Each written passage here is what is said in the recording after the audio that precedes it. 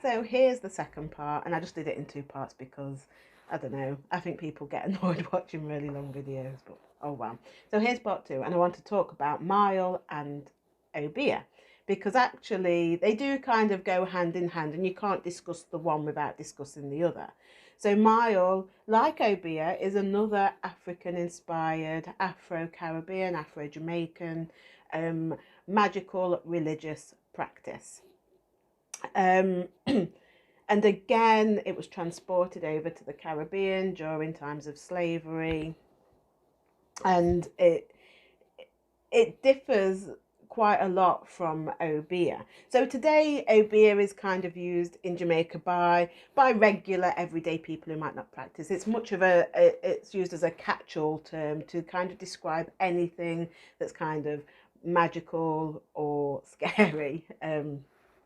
You know, but actually myal is kind of its polar opposite, if you want.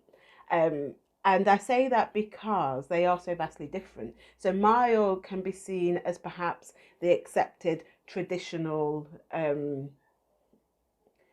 don't know, what we might tend to, and I hate using light and dark, but I only use it for ease of understanding. You know what I mean. So myal can be seen to be the lighter practice, the more accepted practice.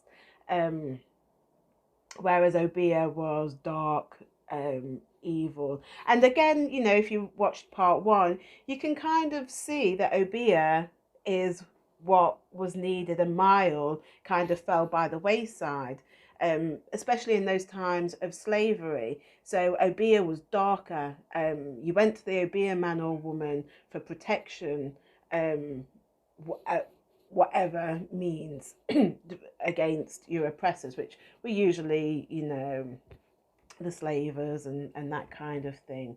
Um, and so we see there the distinction between the two. Um, and so you can see myal in some respects as being seen as the more traditional, and it is more rigid than obeah. So it's more ecstatic, it's ritualistic magic. I mean, most magic's ritualistic anyway, but you know, it focuses, I often describe it as being more akin to Vadoon than obeah, because quite often you'll hear obeah being conflated with Vadoon, even in places like Jamaica, you know, because people aren't sure what it is. And like I said, it's become like a catch-all term to kind of describe anything that's magical. And so Vadoon is more organized. It's had its own dogma. You do things in a particular way as dictated by your temple or your house.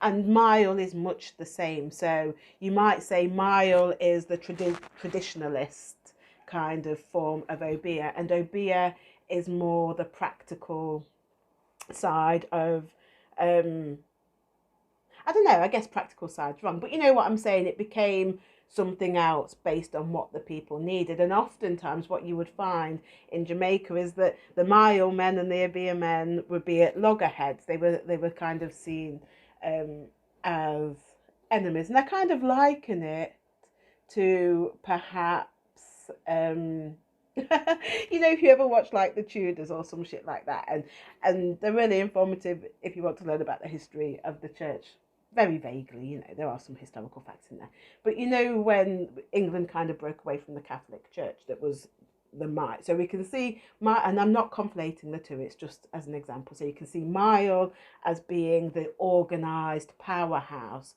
and obeah being the new breakaway.